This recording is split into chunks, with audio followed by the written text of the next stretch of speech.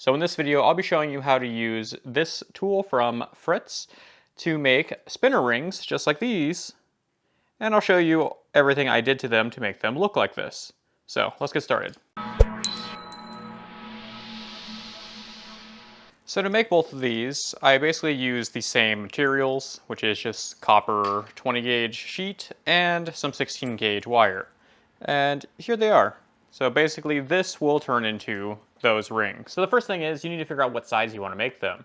This is about 20 millimeters and this is a little over 10 millimeters tall. But if you look at this, it almost makes it so you can't bend your finger. And not everyone has the same length fingers, so this might be a little too big for people and they won't be able to move their finger. Or it'll just be uncomfortable. So 10 millimeters is the normal size that most people seem to be able to wear. You can even go thinner than this and just put less rings on it. So if you look, it fits fine. I can completely move my fingers, no problem. So you'll also notice that these both have a very raw look to them, where I didn't try hiding their solder marks in their seam, and this one even split a little bit when I was forming it, so I just emphasized split by actually sawing into it and taking out bigger chunks. And you can even see on the inside that you could see where the solder seam is. You can clean these up to the point where you can't see any of that. So these are both copper and brass, and that's just bare copper on the inside, so wearing this will tarnish over time and turn your fingers green if you don't seal them. But yeah, so I like how they look, and you could technically use like a rose gold to do this as well and get the same look, or you could use silver and do the same thing, besides the inside would be silver. So for sizing, we just need some ring sizers and a way of measuring them. So it's about 18.9 millimeters. So you also need the metal you're going to be using and measure that, which is about 0.8. So I just need to take those numbers and put them together. So I take my 18.9 and add my 0.8, which will get this number, and then I multiply that by 3.14, which is basically to make it a circle.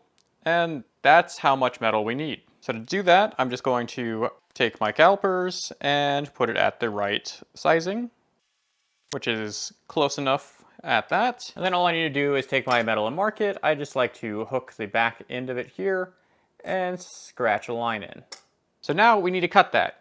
You have a couple options for cutting this. You need to have it as precise measurements as possible for this, so when you round it, it's the right size. You can use a jeweler saw and cut a straight line through this, or you can use some shears and cut right through it. So I'm just going to use the 4-inch shear that I have and put this in there and cut it. But you can do measurements on the back of this if you wanted to, or you can use a jeweler saw to cut right through that if you don't have one of these. For the most part, I just need to line this up on the line I made. And there we go. So that's all cut to exactly what I need. So I'm also going to cut a smaller one. I marked it in the middle here, and I just need to make sure to line that up. When you have stuff like this that's really small, you can't really use any of the stuff on the side here, so it's all by eye.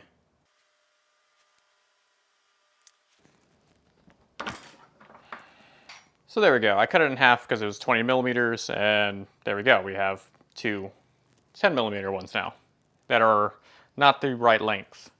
So I'll just take care of that real quick.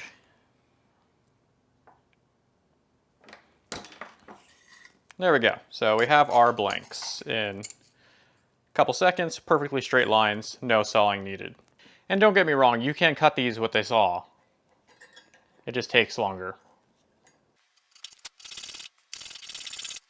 When hand sawing them, I highly suggest using a miter vise block sanding thing like this and cleaning up the edge, because we're going to be soldering it together and you need it to be as flat as possible. All you have to do is take a file and go over it.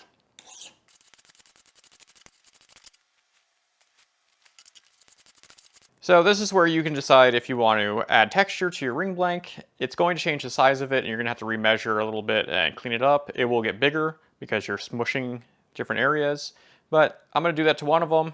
So I'm going to be using this steel bench block to hammer on to add all my texture because you need a hard backing to do this. I'll be using one of the FRETZ hammers to do this. They have really nice polished edges that will leave that same polished mark in the metal.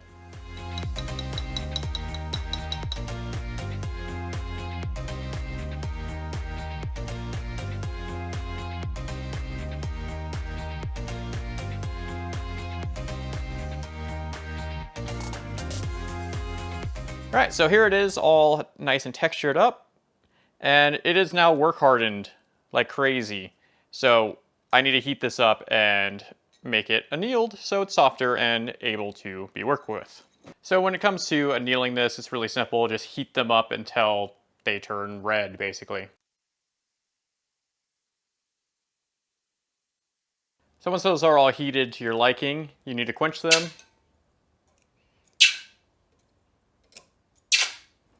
And they'll look like this after they've hit the water.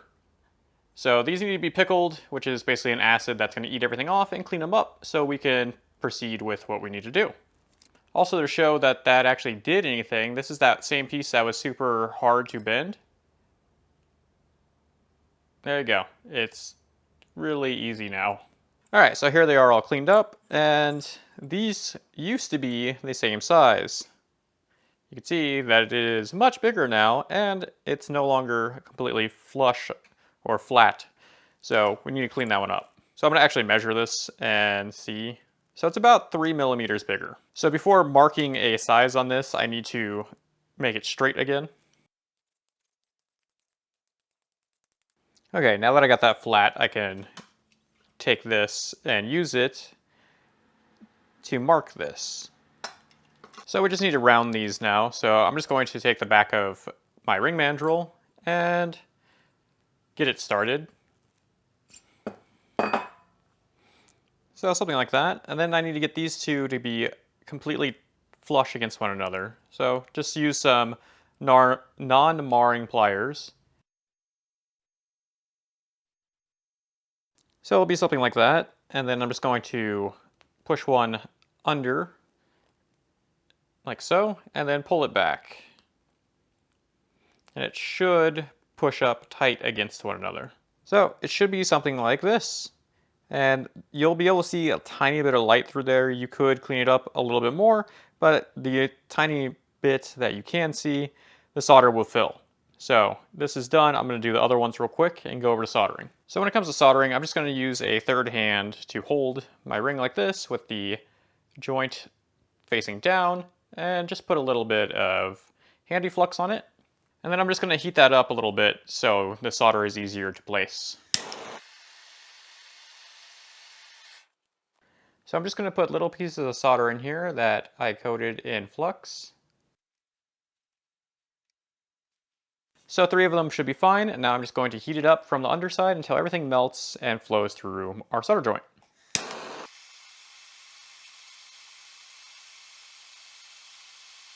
There we go.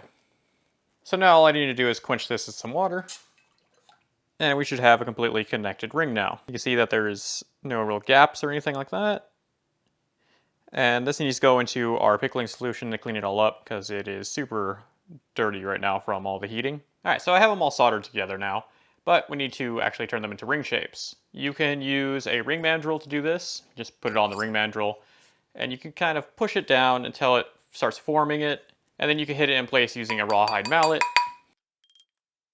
And make sure to flip it over because you need to get the other side of it. So you could do that. Or if you have a ring stretcher or a resizer, you can just put it on there and do it real quick. Usually these are bolted down, but I have it unbolted. But there you go. All right, so now that they are actually ring shapes now, we can have fun by actually designing the outsides. So this is just 16 gauge copper wire. This one's doubled over on itself and just wound to make it twisted. I'm gonna have to solder this together to make sure it doesn't unravel when turning it into a ring. And this I need to heat to make it softer and anneal it so I can actually shape it properly. So I'm just going to put some flux on this. And I'll just add some silver solder.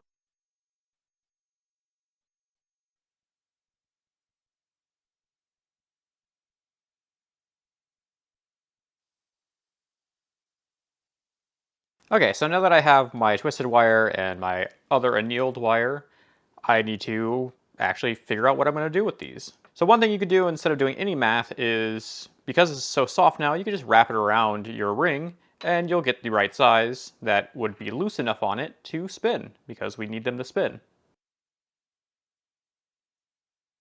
So you could do them like that. If you leave them all wiggly like this and cut straight through, you can solder them all together and they would fit on there perfectly. You can also make sure that your wire is straight before doing that so it doesn't have all these bends in it, and you'll have perfectly straight rings all around. When it comes to this one, I'm actually going to hammer it down so it has flat spots on it.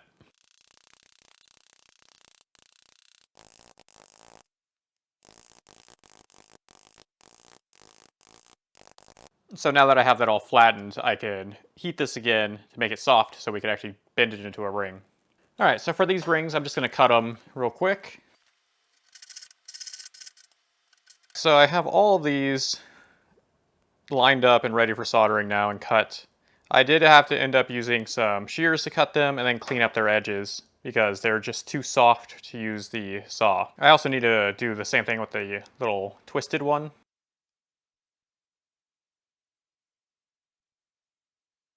This one should work with the saw, but we'll see.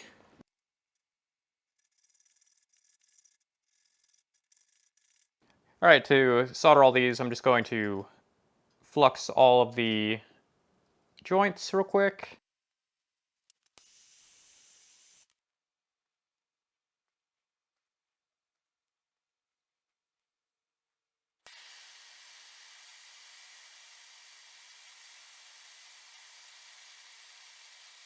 Alright, so here are all my parts. I've cleaned them up a bit to my liking. If you want to remove your solder seams, you can go through and do all that now. And clean up your insides to what you want. Same thing with the outer rings. I cleaned them up as much as I wanted to. There's still some copper pinkish bits between these, which is actually what I want on these. Because when we put them in a patina, it'll turn black inside of there. And it actually looks pretty nice. You also might want to polish this, like the inside of this if you want, at this point, just to make it a little bit easier so you're not dealing with all these moving parts and you'll already have a polish on the inside. So with all that said, we're going to be using this tool, which is a spinner ring maker. And you can see that this is nice and polished steel, and this is what's going to make our rings flare out so we can make them. And simple, just take one of your rings. I'm going to take this one, put it here, put this on top of it. You're going to want to hammer this. Do not use one of these hammers to hammer it. Use a brass hammer of some sort. So you can see that it is now nice and flared. And keep track of how much and how hard you're hitting it, because you want to make the other side match. So I hit it 3 like soft to medium times. So once you have your flared piece, you can stack your rings onto it. And then make sure that they aren't going to come off the other side. And you could set these up in any setup you want. And it shouldn't matter since all of these are the same size. So for this particular one, I'm just going to put one simple band onto it. Then you can come back over to the spinner ring maker and do the other side.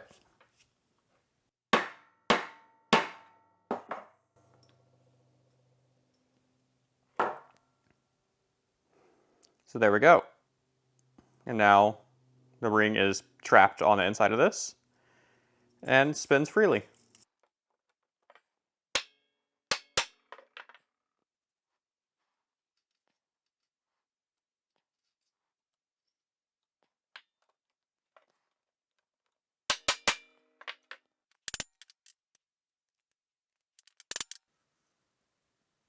All right, so here we go. All of them are done. And it's a very simple setup, and it leaves pretty much a clean finish on it, and it flares it really nicely. You can do this other ways. I have videos on how to do this in a different way, but this feels completely different than the traditional way that most people do it. So I really do like this thing. If you're making a lot of spinner rings or want to make them quickly and it seems really consistent, then this is going to be the tool for you. But yeah, I'll have links to everything in the description if you're interested or not. But I don't want to leave them raw like this. I'm going to add a patina to them and give them that nice multicolored look like this. And it's actually really simple to do. So to add that patina, all I need to do is take some hot water inside of a disposable container and add some liver sulfur. So this is just a piece of copper wire that has a coating on it. The coating doesn't really matter. Just take your rings, put it on, and kind of just dip them in here. So as you can see, they've already changed. So it's been like 15 minutes or so of letting this soak. So now I can take them out, rinse them off with some clean water, and then finish them up. So once you clean them up and rinse off all the liver sulfur, they're going to have this matte black finish to them. And I'm going to remove all of that on the inside, and then I'm going to shine it up on the outside. So I'm going to use some rotary bits to clean up the inside.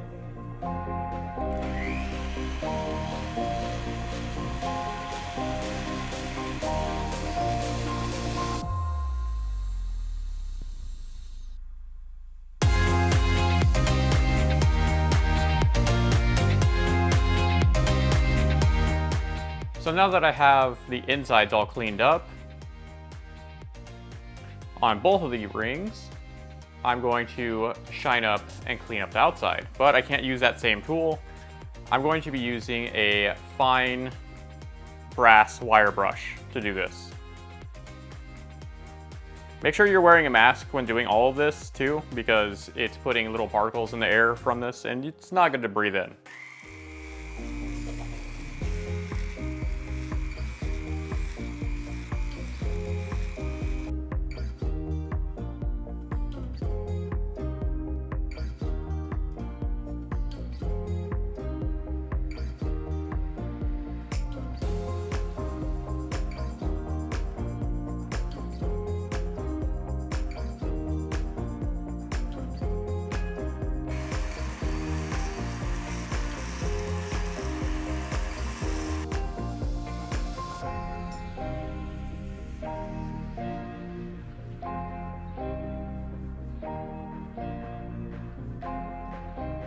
So here we go, they're all done.